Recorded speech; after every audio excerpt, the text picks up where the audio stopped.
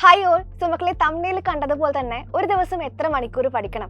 So നമ്മളെ സംബന്ധിച്ച് ഏറ്റവും ഇമ്പോർട്ടൻ്റ് ആയിട്ടുള്ള ഇയർ ആണ് ക്ലാസ് 10 CBSE, അതായത് ഇത്തവണ ബോർഡ് എക്സാം എഴുതാൻ വേണ്ടി പോകുന്ന ഇയർ. അപ്പോൾ ഏറ്റവും കൂടുതൽ കോൺസെൻട്രേറ്റ് ചെയ്ത് ടൈം മാനേജ് ചെയ്ത് പഠിക്കേണ്ട ഒരു ഇയർ കൂടിയാണ് ഇതെന്ന് പറയുന്നത്. സോ ബോർഡ് എക്സാമിൻ്റെ മുൻകരുതലുകൾ ഒരുപാട് എടുക്കുന്നുണ്ട്, നമ്മളെല്ലാവരും തന്നെ പ്രോപ്പറായിട്ട് പഠിക്കുന്നുണ്ട്. സോ എന്തൊക്കെ കാര്യങ്ങൾ ശ്രദ്ധിക്കണം? സോ എത്ര മണിക്കൂർ പഠിക്കണം എന്ന് ചോദിച്ചു കഴിഞ്ഞാൽ എല്ലാവരും എന്താ പറയാറ്? പൊതുവേ 4 മണിക്കൂർ മുതൽ 5 മണിക്കൂർ വരെയെങ്കിലും നിങ്ങൾ പഠിച്ചിരിക്കണം എന്ന് പറയാറുണ്ട്. പക്ഷെ നിങ്ങൾ ചിന്തിക്കാറുണ്ടോ, ഈ 4 മണിക്കൂർ ഈ 5 മണിക്കൂർ എന്ന് പറയുമ്പോൾ ഞങ്ങൾ പഠിക്കാറുണ്ടെന്ന് നിങ്ങൾ പറയുമ്പം എന്താ ചെയ്യാറ്? പഠിക്കുന്നു, അതിനിടയിൽ റീൽസ് കാണുന്നു, പഠിക്കുന്ന സമയത്ത് ഫുഡ് കഴിക്കാൻ പോകുന്നു, അതിനിടയിൽ നമ്മൾ TV കാണുന്നു, അങ്ങനെ ഒരുപാട് സമയങ്ങൾ നമ്മൾ സ്പെൻഡ് ചെയ്യുന്നുണ്ട് അതിനായിട്ട്. ഇതെല്ലാം കൂട്ടിയിട്ടാണ് നമ്മൾ എന്ത് ചെയ്യുന്നത്? നമ്മൾ 4 മണിക്കൂർ എന്നോ 5 മണിക്കൂർ എന്നോ പറയുന്നത്. അങ്ങനെയല്ല ഒരു സ്റ്റഡി ടൈം നമ്മൾ സെറ്റ് ചെയ്യേണ്ടത്. അതായത് പഠിക്കാൻ ഉപയോഗിക്കുന്ന സമയം അത് അതിന് മാത്രമുള്ളതാണ്. അതിപ്പം കുറഞ്ഞത് 1-2 മണിക്കൂർ ആയിക്കോട്ടെ, ഒരു കുഴപ്പമില്ല. ആ 1-2 മണിക്കൂർ കംപ്ലീറ്റ് ആയിട്ട് മക്കൾ എന്ത് ചെയ്യുക? പഠിക്കാനായിട്ട് സ്പെൻഡ് ചെയ്യുക. നിങ്ങൾക്ക് ബോറടിക്കും, സ്വാഭാവികമായിട്ടുള്ള കാര്യമാണ്. 1 hour കണ്ടിന്യൂസ് ആയിട്ട് പഠിക്കുന്ന സമയത്ത് എല്ലാവർക്കും ബോറടിക്കാറുണ്ട്. സോ ബോറടിക്കുന്ന സമയത്ത് മക്കൾ എന്ത് ചെയ്യുന്നു? ഒരു ബ്രേക്ക് എടുക്കുന്നു. ആ ബ്രേക്കിൽ എന്ത് ചെയ്യാം? റിലാക്സ് ചെയ്യാം, ഫുഡ് കഴിക്കാം, നമ്മൾ ചുമ്മാ ഇരിക്കാം, ഒരു കുഴപ്പമില്ല. സോ പഠിക്കുന്ന സമയം അത് അത്രയും എഫക്റ്റീവായിട്ട് മാത്രം പഠിക്കുക എന്നാൽ മാത്രമേ കാര്യമുള്ളൂ. അതുപോലെ ചെയ്യേണ്ട മറ്റൊരു കാര്യമാണ്, പൊതുവെ വീട്ടിൽ നിന്ന് എല്ലാവരും പറയാറുണ്ട്, നിങ്ങൾ രാവിലെ ഒരു 4 മണിക്കെങ്കിലും എണീച്ച് പഠിക്കണം, ഇത്തവണ ബോർഡ് എക്സാം ആണ്. രാത്രി ഒരു 12 മണി ഇരുന്ന് പഠിക്കണം, ബോർഡ് എക്സാം ഉള്ളതാണ്, അങ്ങനെ പറയാറുണ്ട് അല്ലേ വീട്ടിൽ നിന്ന് പാരൻസ് ഒക്കെ. അപ്പോൾ നിങ്ങൾ ശ്രദ്ധിക്കേണ്ട കാര്യം, നിങ്ങളൊരു നൈറ്റ് ഔൾ ആണോ ഒരു മോർണിംഗ് പേഴ്സൺ ആണോ ഡിസൈഡ് ചെയ്യേണ്ടത് മക്കൾ ഓരോരുത്തരുമാണ്. അപ്പോൾ നിങ്ങൾക്ക് രാവിലെ ആണോ കൂടുതൽ പഠിക്കാൻ പറ്റുക, രാത്രി ഉറങ്ങാതെ കുറേ സമയം പഠിക്കാൻ വേണ്ടി പറ്റുമോ എന്ന് ചിന്തിക്കേണ്ടത് നിങ്ങൾ ഓരോരുത്തരുമാണ്. അപ്പോൾ ഏറ്റവും കൂടുതൽ ഇത് ഡിസൈഡ് ചെയ്യാൻ വേണ്ടി പറ്റിയ നിങ്ങൾക്ക് ഓരോരുത്തർക്കും തന്നെയാണ്. സോ ആദ്യം മക്കൾ എന്ത് ചെയ്ത് ചൂസ് ചെയ്യുക, പ്രോപ്പറായിട്ട് ടൈമിംഗ് എന്ത് ചെയ്യുക, സെറ്റ് ചെയ്ത് വെക്കുക. രാവിലെ എങ്കിൽ രാവിലെ എണീറ്റ് പഠിക്കുക. ഓക്കെ. ആൻഡ് മറ്റൊരു കാര്യം, നിങ്ങൾ പ്രോപ്പറായിട്ടുള്ള എൻവയോൺമെൻറ്റ് ചൂസ് ചെയ്യുക. അതായത് പൊതുവേ ഒരുപാട് പേർക്കൊക്കെ അധികം ആരുമില്ലാത്ത, സൗണ്ടോ കാര്യങ്ങളൊന്നും ഇല്ലാത്ത ഒരു നിശബ്ദമായിട്ടുള്ള പ്ലേസ് ആണ് പഠിക്കാൻ ഉപയോഗിക്കാറുള്ളത്. കുറച്ച് പേർക്കൊക്കെ ആണെങ്കിൽ TV കണ്ടുകൊണ്ടും പഠിക്കുന്നവരുണ്ട്. അത് നിങ്ങൾ ഡിപ്പെൻഡ് ചെയ്യും. സോ മക്കൾ എന്ത് ചെയ്യുക? അങ്ങനെയുള്ള എൻവയോൺമെൻറ്റും പ്രോപ്പറായിട്ട് ചൂസ് ചെയ്യുക. ഓക്കെ.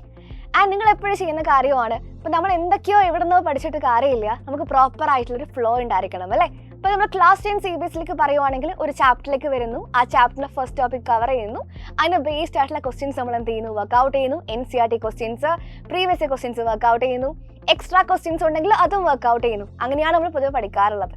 ഇതൊക്കെ സ്വന്തമായിട്ട് ഒറ്റയ്ക്ക് ഇരുന്ന് പഠിക്കുക എന്ന് പറയുമ്പം അത്ര ഈസി ആയിട്ടുള്ള കാര്യമല്ല.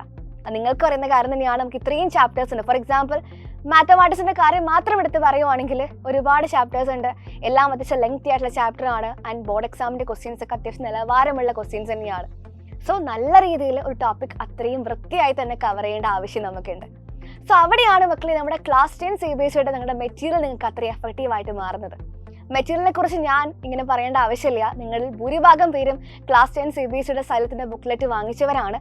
നിങ്ങൾക്ക് എടുത്ത് നോക്കിക്കഴിഞ്ഞാൽ മനസ്സിലാവും, ഇപ്പോൾ ഒരു ടോപ്പിക് കഴിഞ്ഞ് ആ ടോപ്പിക്കിനെ ബേസ്ഡ് ക്വസ്റ്റ്യൻസ് വരുന്നു, അത് NCERT ഇമ്പോർട്ടൻറ്റ് ക്വസ്റ്റ്യൻസ് വരുന്നു, ഇമ്പോർട്ടൻ്റ് ആയിട്ട് പല വർഷങ്ങളായി ചോദിച്ചിരിക്കുന്ന പ്രീവിയസ് ക്വസ്റ്റ്യൻസ് വരുന്നു. അങ്ങനെ ഒരു ടോപ്പിക് കവർ ചെയ്തു. സെക്കൻഡ് ടോപ്പിക്കിലേക്ക് പോകുന്നു, ഇതേപോലെ പോകുന്നു. അതേപോലെ ആ ചാപ്റ്ററിൽ നിന്ന് വരുന്ന assertion reason questions, multiple choice questions, case study questions എല്ലാം ഉൾപ്പെടുത്തിയിരിക്കുന്ന ഒരു ബുക്ക്ലെറ്റാണ് നിങ്ങളുടെ കയ്യിലുള്ളത്. നമ്മൾ MCQസിനോ അസേഷൻ റീസണോ വേറെ എവിടെയും തപ്പി പോകേണ്ട ആവശ്യമില്ല. എല്ലാം നിങ്ങളുടെ ക്ലാസ് 10 CBSEയുടെ സൈലത്തിൻ്റെ ബുക്ക്ലെറ്റ് തന്നെ കാണാൻ വേണ്ടി പറ്റും. ആൻഡ് അതേപോലെ തന്നെ ഇമ്പോർട്ടൻ്റ് ആണ് നമ്മുടെ ബാച്ച് എന്ന് പറയുന്നത്. അപ്പോൾ നിങ്ങൾ ബാച്ചിലെ ക്ലാസ്സുകൾ കാണുന്നവരായിരിക്കും. നമ്മൾ എന്താ ചെയ്യാറ്? ഒരു ചാപ്റ്ററിനെ ഡിഫറെൻറ്റ് പാർട്ടുകളായി തിരിക്കാറുണ്ട്. അതായത് ഫോർ എക്സാമ്പിൾ ക്വാഡ്രാറ്റിക് ഇക്വേഷൻ എന്ന് പറയുന്ന മാത്തമാറ്റിക്സിൻ്റെ ചാപ്റ്റർ എടുക്കുകയാണെങ്കിൽ നമ്മൾ 6 പാർട്ടാണ് വരുന്നത്. 6 പാർട്ടിലും ഡിഫറെൻറ്റ് ടോപ്പിക്ക് പഠിപ്പിക്കുന്നു, ഒരു ടോപ്പിക്കിൻ്റെ ബേസ്ഡ് ക്വസ്റ്റ്യൻസ് ചെയ്യുന്നു. ആ ദിവസത്തെ ലൈവ് കഴിയുന്നതിന് ശേഷം നമ്മൾ എന്ത് ചെയ്യാണ്? അതിനെ ബേസ്ഡ് ആയിട്ടുള്ള 10ഓളം MCQs വർക്കൗട്ട് ചെയ്യാണ്. അങ്ങനെ ഒരു പാർട്ടിൽ നമ്മൾ 10 MCQs, അതേപോലെ 6 പാർട്ടിൽ 60 MCQs. ഇത് ഒരു ചാപ്റ്ററിൻ്റെ കാര്യം മാത്രമാണ് പറയുന്നത്. ഇതുപോലെ എത്ര ചാപ്റ്റർ നമുക്ക് പഠിക്കാനുണ്ട്, അത്രയും MCQs നമുക്ക് എന്ത് ചെയ്യാൻ പറ്റും? പഠിച്ചെടുക്കാൻ സാധിക്കും.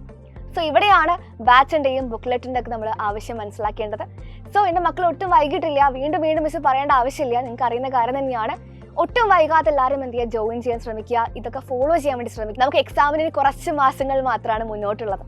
ബിക്കോസ് നമുക്ക് എക്സാം ടൈമിന് അടുപ്പിച്ച് പഠിച്ചു കഴിഞ്ഞാൽ നമുക്ക് ഒരു കാര്യങ്ങളിലും കോൺസെൻട്രേറ്റ് ചെയ്യാൻ വേണ്ടി പറ്റില്ല. അവിടേക്ക് നമുക്ക് റിവിഷനുള്ള ടൈമാണ്. അപ്പോൾ ഈ ഒരു സമയം നിങ്ങൾ പഠിക്കേണ്ടത് ഓരോ ചാപ്റ്ററും ക്ലിയർ ആയിട്ട് ഒരു ഡൗട്ടും ഇല്ലാതെ എല്ലാ കോൺസെപ്റ്റും മനസ്സിലാക്കിയിട്ടാണ് ചെയ്യേണ്ടത്. സോ നമ്മൾ അസ്ത്ര CBSE ബാച്ചിൽ ഇനി ആരെങ്കിലും ജോയിൻ ചെയ്യാൻ വിട്ടുപോയിട്ടുണ്ടെങ്കിൽ മക്കൾ ഇത്ര മാത്രം ചെയ്യുക, താഴെ കാണുന്ന ഫോൺ നമ്പറിൽ കോൺടാക്ട് ചെയ്യുക, ഇപ്പം തന്നെ അഡ്മിഷൻ എടുക്കുക. അവസാനത്തേക്ക് മാറ്റി വെക്കേണ്ട ആവശ്യമില്ല, ഇപ്പം തന്നെ ഞങ്ങളുടെ കൂടെ പഠിച്ചു വരിക. സോ നമുക്ക് അവിടെ കാണാം.